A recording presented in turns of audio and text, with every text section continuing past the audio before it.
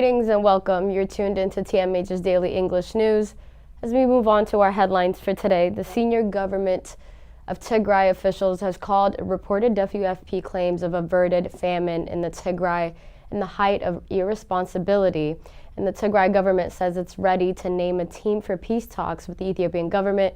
And researchers say U.S. efforts to reinvent a strategic relationship in the Ethiopian held paved the road to the ongoing war still. As we move on to our updates, senior Tigray government officials says reported WFP claims that Tigray famine has been averted in the height of irresponsibility. Tigray Armed Forces Central Command member Getachew Reda made a remark on his official Twitter account commenting on the remarks of the WFP country director for northern Ethiopia. And the WFP country director, Adrian van der Knaap, is in an interview with BBC claiming that famine in Ethiopia's conflict-hit Tigray region has in fact been averted as food trucks have managed to deliver essential supplies, though it admitted the crisis is still far from over. Let's take a listen. Yes, it has been averted, but that doesn't mean that the situation remains like this. That's why I said the good news is the humanitarian truce has allowed us to bring in supplies. This needs to continue, but after 20 months of war, people have exhausted or near exhaustion of their alternatives. They are running out of that one. Without opening more corridors, more funds, and more basic services, we will not be able to keep improving. So the good news, we are on track. But the bad news is we need much more to avert far worse situations. Getachew Reda did call this WFP claim, in fact, quote-unquote, gross to say the least. Getachew Reda noted that WFP itself acknowledges that it still faces difficulties transporting what little there is in its warehouses to the needy because of lack of fuel. He says the claim that they have averted famine is, if indeed was said, is the height of irresponsibility. And the WFP country director said for almost a month, humanitarian partners have not been able to bring any fuel into the Tigray region. And let's take a listen why the reason of that. Good news, and there is bad news. Good news is that the humanitarian truce that was agreed in March, April is holding and has allowed us to bring in humanitarian supplies. We brought in food for 1.1 million people out of 2.1 that are planned. We have the food to do the remaining 1 million. That is the good news. The bad news is that after 20 months of war, not only in Tigray but also in Amhara and Afar, the situation is not getting better. We do need more corridors. We need the humanitarian truce to continue, and we expect that it will continue, but we need to open more corridors. Of course, we need more funds. We're running out of money. But in general, we need also more basic services so that the local economies can start picking up.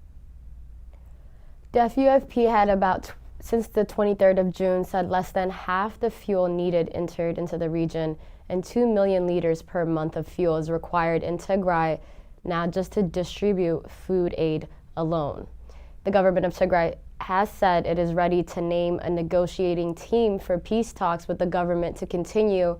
And Professor Kindeya Gabrahiwot, who's Tigray External Affairs Office representative, told Sudan Tribune that the government of Tigray will name a team of negotiators taking all the necessary government procedures of making this decision. Addis Ababa wants the peace process to be held under the leadership of the African Union, but the government of Tigray, however, doubts the neutrality of the continental bloc and insists any talks should be held under the auspices of Kenyan President Uhuru Kenyatta. These unresolved differences between the two warring parties have delayed the talks, which initially planned to commence by the end of last month, is still remaining unclear where the talks will be held, but the Sudan Tribune reputed that Tigray government officially confirmed that discussions are underway to finalize the pre-dialogue pending issues. Kindeya further went on to say that the regime in Addis Ababa is jumping the gun, and he further added that Addis Ababa sends mixed signals and conflicting messages about the peace and the ongoing war. You would hear about peace from Prime Minister, while at the same time blaming TPLF on every problem in the country, including Sudan, Ethiopia's most recent conflict, from the Ministry of Foreign Affairs, and the army preparing for war from the Chief of Staff and also not to mention the daily war drums from the Amhara authorities, as Kandaya noted. The northern region of Tigray remains under siege currently, and the humanitarian blockade preventing life-saving medicine and other emergency humanitarian assistance from reaching any of the war-affected population who are currently in famine-like conditions according to humanitarian agencies. Aid workers say that the lack of cash, fuel, and other essential services is also worsening the ongoing humanitarian crisis. As the crisis continues, accountability seems to be nowhere to be found. Ethiopia's Chief Justice shirks responsibility in holding perpetrators of human rights violations or war crimes accountable. Ma'aza Ashanafi talks to BBC's Hard Talk and brushed aside the crisis in Ethiopia that saw thousands of women gang raped as not an exception, she says. Asked by BBC's Hard Talk about her role in ensuring accountability for war crimes and the justice for the victims, Chief Justice of Ethiopia's Federal Supreme Court, Ma'aza Ashanafi, said she is constrained by her limited mandate. Let's take a listen. This is not exactly my mandate, as you know, but from the information I have and from the readings of government statements, I'm observing progress. There is progress, but the progress is not very rapid. It's a bit slow. Agnes Kalamar, who's Secretary General of Amnesty International, said in 2021, it is clear that rape and sexual violence have been used as weapons of war. Now, a Tigray website called Omna in June last year accused you, Chief Justice of the Federal Supreme Court of Ethiopia, a very prominent women's campaigner in your past career as a lawyer. They've accused you of remaining silent as thousands of Tigrayan women are being gang raped, and they point to you to act and to speak up much more. So to what extent has your current role silenced you as being standing up for women's rights? The Chief Justice said being in charge of an independent body, there's not much she can do unless cases are investigated and brought to court.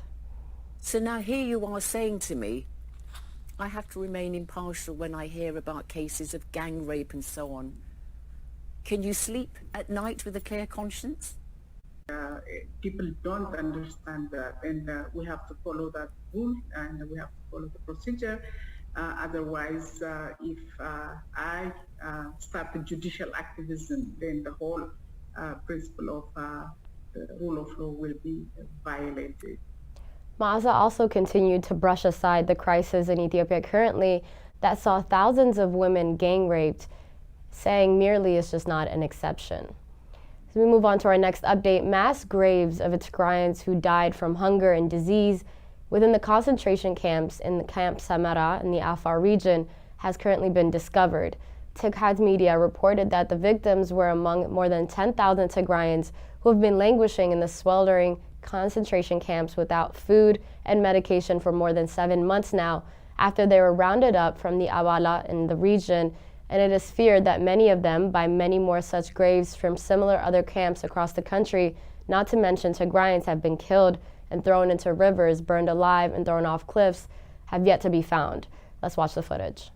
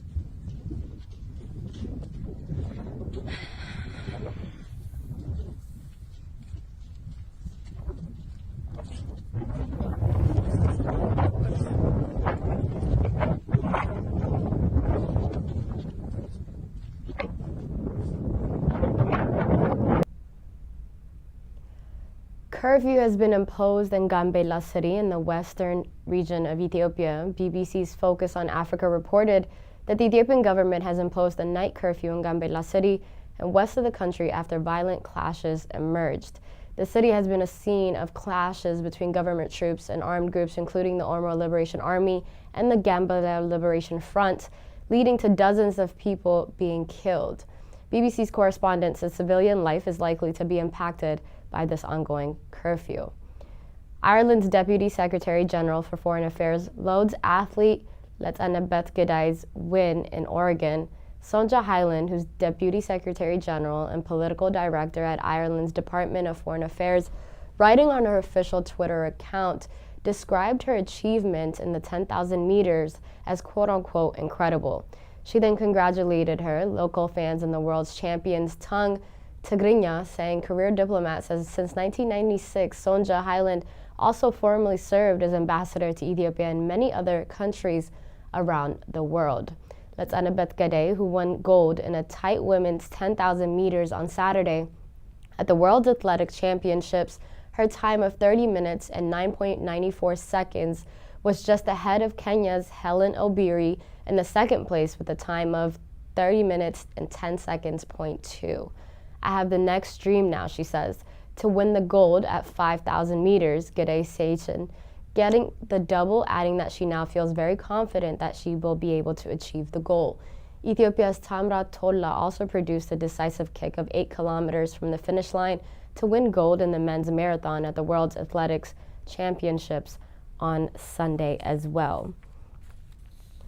7 IDPs from western Tigray die as the Ethiopian government maintains a blockade of aid in the ongoing conflict. The 7 IDPs died to the malnutrition of lack of medicine resulting from the blockade, and the IDPs called on the international community to take responsibility and meaningful action to alleviate the suffering of millions and millions of Tigrayan refugees.